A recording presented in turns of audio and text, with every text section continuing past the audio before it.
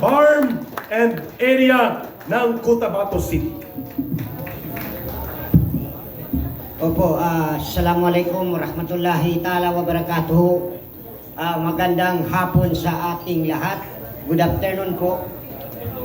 Alam mo, kami sa Mindanao kung saan noong kapanahunan, doon na nangyari nabuo ang mga makakaliwa dati. Kami yung mga mamamayan na lumaban sa gobyerno noon, ang aming mga ninuno dahil sa martial law noon. Opo, kami po noon ay palaging may gulo. Ang sabi nga ng mga may kasabihan na where war never end ay nasa Maguindanao, kung saan nabuo ang MNLF, kung saan nabuo ang MILF. Kada mag-usap ang gobyerno at ang makakaliwang grupo noon, magkakaroon ng anak, mga anak na iisa na namang dahil sa mga katiwalian noong ginagawa sa gobyerno at sa pagmamalupit sa aming mga maliliit na salaylayan. Kaya kami hanggang kaya pa namin na naiwan ngayon ng mga ninuno namin, kung saan nakita namin ang liwanag dahil kay Tatay Digong. Halos 50 dekada ang pag-uusap ng gobyerno at ang MILF. Saka pa pinirmahan, saka pa naibigay sa amin ang katarungan aming minimithi ay noong may halal si Tatay Digong. Bago kami naging kasapi, bago nabuo ang aming grupo, sir, na kasapi ay dati na kaming MRRD, MECC, ARMM pa po noon. Medyo kinakalaban din namin ang governor noon. Noong magkaroon ng eleksyon sa pagka-presidente, alam nyo ba na ang lakas ng suporta namin kay Sara Duterte? Pero bigo kami. Dahil bigo kami noon dahil hindi siya tumuloy. Ang kampanya namin doon sa laylayan, Sara Duterte. Pero medyo nabigo kami. Pero baka naman ngayong 2028, ngayon pa lang sisimulan na natin. Alam nyo, gumagamit kami ng bangka para lang sa signature campaign natin.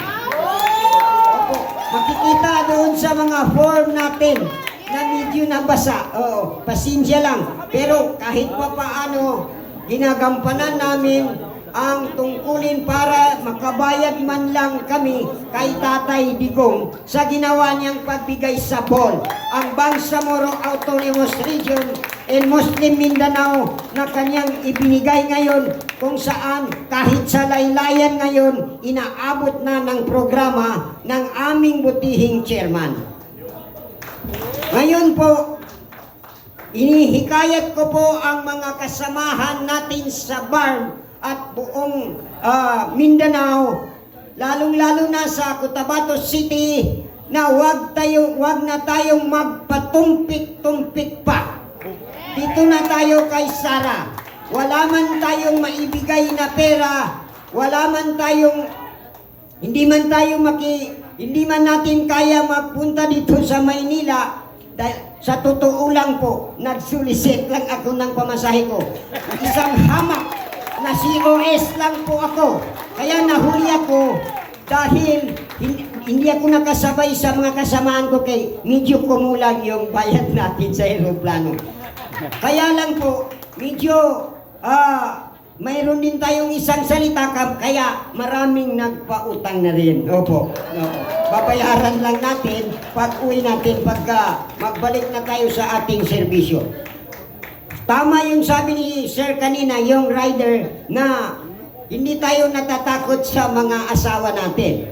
Opo, hindi tayo, kung nasa tama ang ipinaglalaban natin, kasi yung mga asawa natin, madali lang yan pakiusapan. Ako po, palagi na hindi ko na lang ipakita ang likod ko kay medyo makahiya. Pero ang sikreto sa ating mga asawa pagka magalit sa mga ganito, bilhin natin na hanger yung mahina lang. Kahit napaluin tayo, hindi gaano kasakit.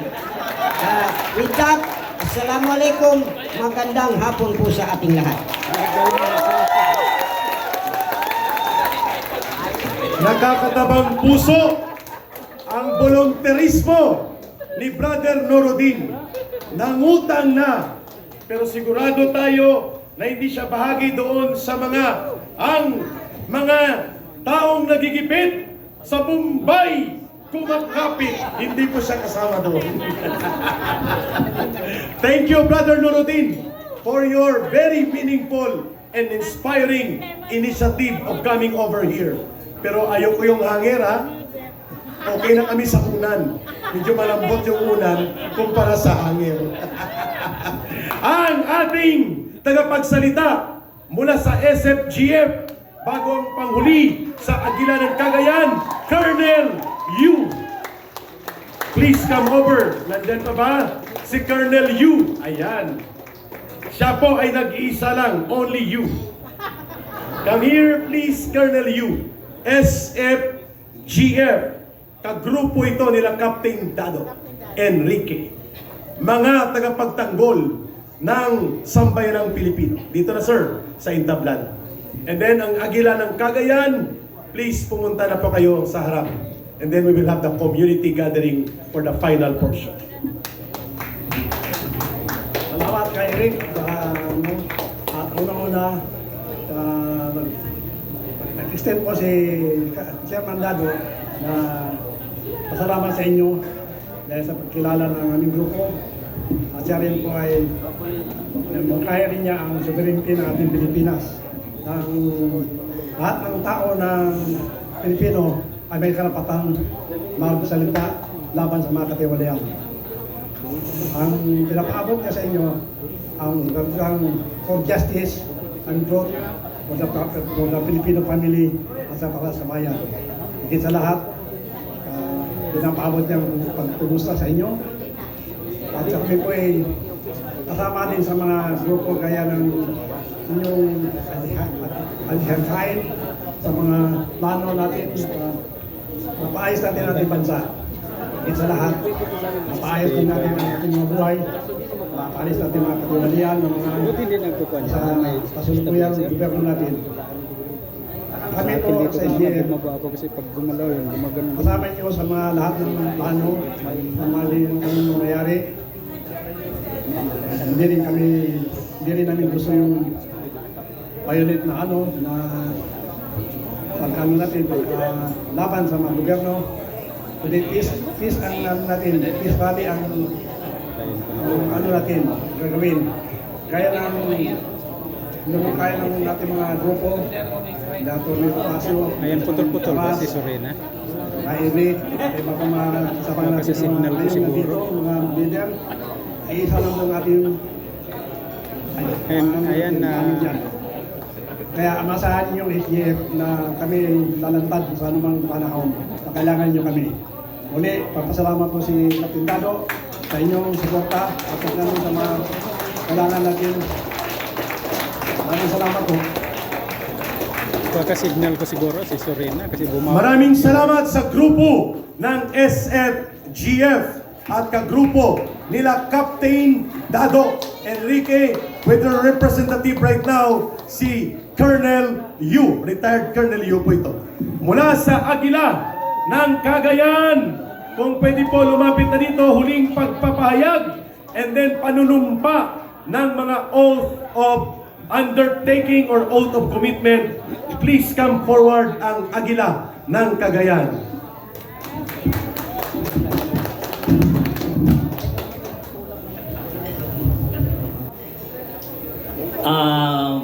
Magandang hapon po sa inyong lahat, mga fellow organizers and leaders ng kampilan ng mamamayang Pilipino. Aking ikinararangal na ako ay napasali dito sa National Forum Leaders Forum at kinararangal ko din na inyong marinig ang aming tinig mula sa norte. Baka ang akala ng lahat ay walang Duterte sa norte. Ako ay tumayo sa mga Duterte sa norte dahil madaming mga bangag sa Cagayan North. Dahil nagpapaniwala sila sa isang budol-budol man.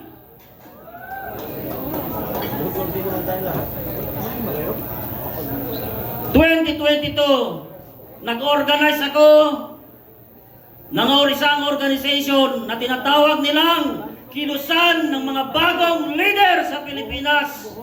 Nagpadala ako dyan sa Mandaluyong ng 800 van units. Nagkagulo sila dyan sa kanilang headquarter. Nagalit si Abalos sa akin nang dahil sa 800 van units na sumali dyan sa karaban na yan. Kinansel ako.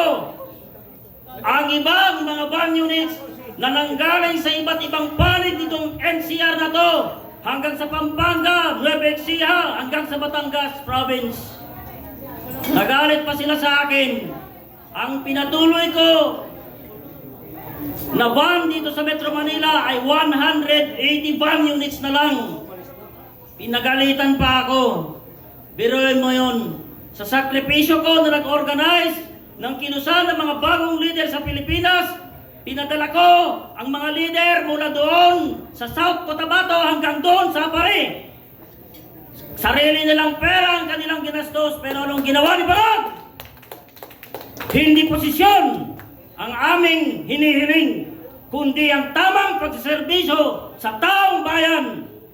Ibalik ang dangal ng mamamayang Pilipino. Pero anong ginawa ni Bongbong Marcos ngayon? Anong ginawa niya sa ating mga Pilipino? Sa halip na kasuhan ng mga magnanakaw sa kaban ng bayan, ang kinasuhan yung mga witnesses. Bakit hindi nila ito pakinggan sa Senado, sa Korte? Anong ginagawa nila ngayon? Anong ginawa ng mga taga-Supreme Court? Anong ginawa ng Ombudsman? Anong ginawa ng mga ito? Na dapat itong mga ito ang tagapagtanggol ng mamamayang Pilipino. Naging tahimik sila at pinabayaan si Bongbong Marcos na free silang magnakaw sa kaban ng bayan. Hindi lang doon, mga kababayan. Ibinenta ang halos 30 tonelada na ginto na gold reserve ng Central Bank. Hindi nila may paliwanag kung saan nabenta ito, kung sino-sino ang bumili nito, nasaan ang resibo.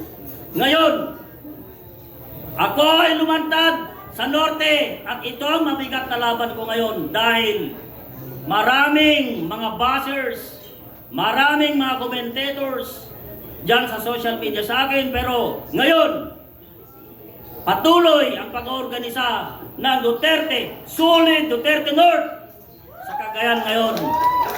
Yun ang magandang balita sa atin ngayon dahil dumadami na ang ating mga miyembro, mga leader sa iba't ibang bayan ng mga probinsya ng Cagayan Valley. Isama na natin dyan ang mga iba't ibang parte rin ng Cordillera, mula Kalinga, Ifugao, Mountain Province at Apayao. Maraming salamat po. Ang inyong lingkod po, ang Codename Agila ng Cagayan. At sa totoong buhay, yan si Rodel Gutpaya Jerez na dating tumakbong gobernador ng probinsya ng Cagayan 2016. Kasabayan ko po sila, President Duterte po. Maraming salamat po. Maraming salamat. Kong Paras, being the President of the Kampilan ng Mamamayang Pilipino, and the Master of Ceremony, Brother Celis, at saka ibang mga sila Secretariat, Mr. Oliver Poblete and Karen Poblete. Maraming salamat po sa lahat ng dumalo dito at mabuhay po tayong lahat.